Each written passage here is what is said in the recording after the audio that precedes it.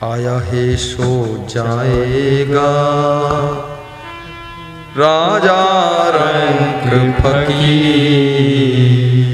ओहो, राजा भी जाएगा, रंक माने गरीब भी जाएगा, और फकीर ये साधु संत पगड़िया बांधे ये भी जाएगा। ये बचने वाला नहीं, सब निपट जाएंगे। राजा मरी है, प्रजा मरी है जिंदा जोगी। संतों ये मुर्दों का गांव। कबीर साहब कहते थे साधु ये मुर्दों का गांव। हे मुर्दों का संसार है, यहाँ सब मरते ही, ये मृत लोग। साधु ये मुर्दों का गांव। राजा मरी है, प्रजा मरी है जिंदा जोगी। चुट्टा मरी है, झुट्ठा मरी है जीवन भोगी। साधु ये मुर्दों का गांव। एक राजकुमार घोड़े पर बैठ करके जा रहा था। कोई फकीर चौराहे पर बैठा हुआ था। वो झोपड़ी ढालकर उसमें कुछ साधना करता था। राजकुमार ने घोड़ा रोका और फकीर से पूछा, ए फकीर बाबा, मुझे बस्ती जाना है, रास्ता बता दो। तो उस फकीर ने कहा, 1 किलोमीटर सीधे जाइए, फिर दाहिने मुड़ जाना, फिर 1 किलोमीटर जाके बाएं मुड़ जाना, फिर 1 किलोमीटर जाकर के दाएं मुड़ जाना, और फिर सीधे चले जाइए, बस्ती पहुंच जाओगे। घोड़े पर बैठा हुआ राजकुमार उस फकीर के डायरेक्शन से जब चलता है तो घोड़ा लेकर उसे मरघट पर पहुंचा देता है। जहां मुर्दे दफन हो रहे थे वहां पहुंच गए घोड़ा, उसी डायरेक्शन में गया। राजकुमार को गुस्सा आया कि मैं तो बस्ती में जाने का रास्ता पूछा, ये मरघट पे भेज दिया, यहाँ का रास्ता बता दिया। घोड़ा मोड़ा और दौड़ाता हुआ फिर आया, उस फकीर की झोपड़ी के पास खड़ा किया। बोले, बाबा आपने गलत मार्गदर्शन दिया, जिस रास्ते को बताया उस पे मैं चला गया तो आगे तो वो मरघट में पहुंच गए हम, शमशान घाट। बोले आपने बस्ती का रास्ता पूछा था। हाँ हाँ बस्ती। बोले जो गांव है वहां लोग मरते हैं, वहां सदैव कोई नहीं बसते हैं, कभी नहीं रहते सदैव। और जो ये मरघट है ना, यहाँ एक बार बसने के बाद फिर सदा बसे रहते हैं, फिर कहीं जाते नहीं हैं, इसलिए ये बस्ती है। और गांव मरघट है, गांव में तो लोग मरते हैं, और मरने वालों का घाट है, मरघट है।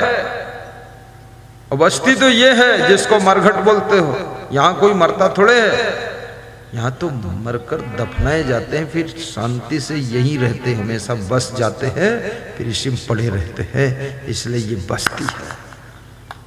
तो उस राजकुमार को लगा महात्मा है होशियार, कैसा उल्टा ज्ञान समझा दिया। वास्तव में जिसे तुम गांव कहते हो, शहर कहते हो, वो मरघट है, वहीं तो लोग मरते हैं। शमशान घाट में कोई मरता थोड़े है, मरते तो गांव में हैं। मरने के बाद उनकी लाश को शमशान घाट पहुंचा दिया जाता है, और वहां से फिर लौट कर आते ही नहीं हैं, सदा वहीं बस जाते हैं, इसलिए मरघट बस्ती है। और जिसे बस्ती कहते हो वो वास्तव में मरघट है। ये इतना मरी मराई ताली क्यों बजाते हो तुम? जोर से नहीं बजा सकते, हद मार दी तुमने, तुम पहले सदभरे बैठे हो। साधु ये मुर्दों का गांव। आनंद आ गया। साधु ये मुर्दों का गांव। आइए, कहाँ थे हम?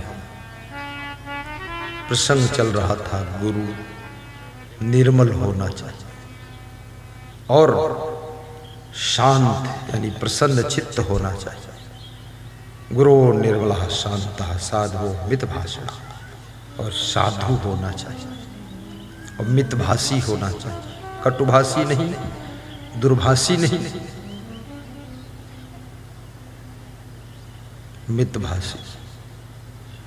और गुरु सदाचारी हो, जितेंद्री हो, काम क्रोध जिसके बस में हो, ऐसे महान व्यक्तित्व को गुरु बनाना चाहिए। राम कृष्ण से को बड़ा उन्हों तो गुरु की, तीन लोक के वै धनी, गुरु आगे आधी। तीन लोक के वै धनी, गुरु आगे आधी। गुरु समान दाता नहीं, याचक शेष समान। तीन लोक की संपदा, सो गुरु दीनी दान।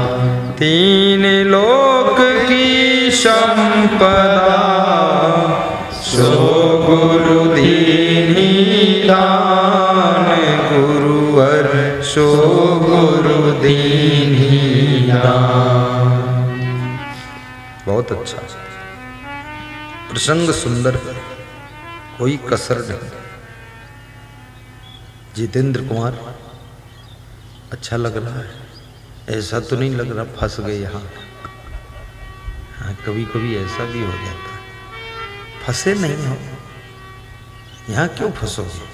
पहले से ही फंसे हो बहुत जगह, सब लोग फंसे, सब फंसे ही तो हैं। नशा व्यसन में कोई फंसा है, जो गुरु के प्रेम में फंस गया वो फिर माया मोह में नहीं फंसता है। इसलिए गुरु के प्रेम में फंस जाओ तो और जगह फंसने से बच जाओ।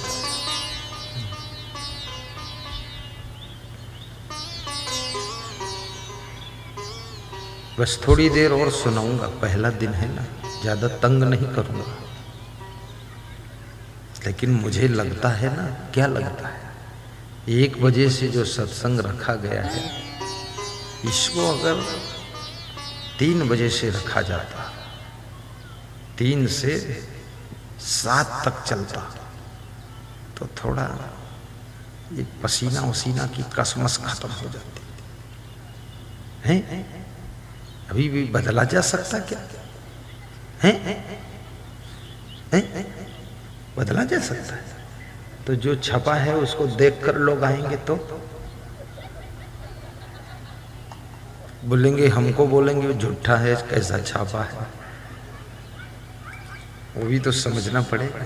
चलो उसमें कुछ ढील ढाल करके कर देंगे अपन, थोड़ा सा 1 बजे के बजाय 2 बजे आ जाएंगे, ठीक रहेगा। हाँ, थोड़ा ज़्यादा गर्म है, मेरे ऊपर तो खैर कम गर्म है, लेकिन हमको ऊपर से तो ठीक है, पर साइडों से लाइट इतनी लगी है कि तपा करके बिल्कुल सोना को कंचन बनाया जा रहा है। बहुत हेलोजन 5 लगा है कि अगर आप पक्के संत हैं तो तपो, तपस्या करो। 5 हेलोजन लगा है। कल तैयारी करके आना अमरेंद्र जी, 10 मिनट आपको बोलना है कल, और 2 बजे हम लोग वहाँ से चलेंगे, ठीक है। राजकुमार तुम भी आओगे, इधर उधर मत चले जाना, प्रोग्राम हमने कैंसिल कर दो।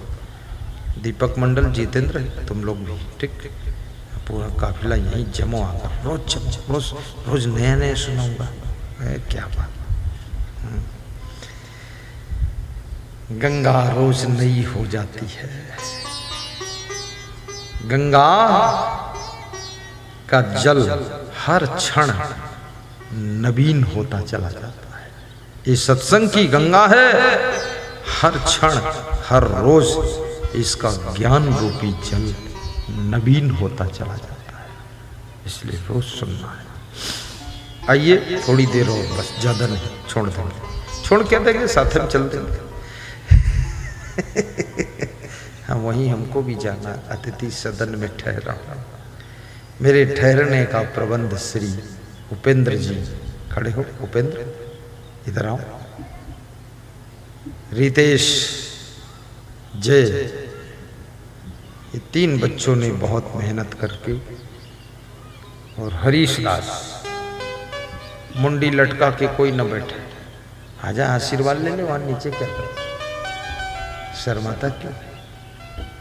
ये है उपेंद्र, इसने बहुत सेवा किया, निवास बहुत अच्छी जगह पे गया, अतिथि सदन विराटनगर का अच्छा स्थान, इसका सम्मान कर देता हूं। आशीर्वाद दे दूं कि सम्मान कर दूं? आशीर्वाद। हाँ, सम्मान में तो वहीं खत्म हो जाती बात, आशीर्वाद लास्ट तक काम करेगा। मुस्कुराते उधर पहले हाथ जोड़ के कह दो साहिब बंदगी। इधर आओ।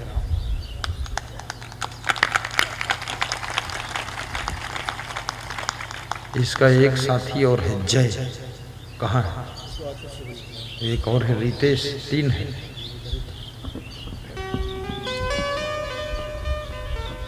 बहुत प्रेमी, जो सामान की जरूरत पड़ती है तुरंत ला देते, तुरंत, बस बोलो कि आ गया।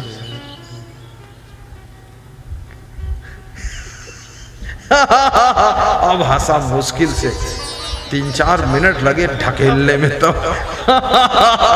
हाँ, अब हंस पाए। हंसाना भी बहुत कठिन काम है। देखो अब हंसा पाए उसको, चलो ठीक, अब हंसते हुए जाओ, ठीक, बस 2 दिन सेवा किया तो कुछ तो हंसी आ गई। मुस्कुराते रहो और हंसते रहो, हाँ, मुस्कुराते रहो और हंसते रहो, वक्त जीवन का यूं ही निकल जाएगा,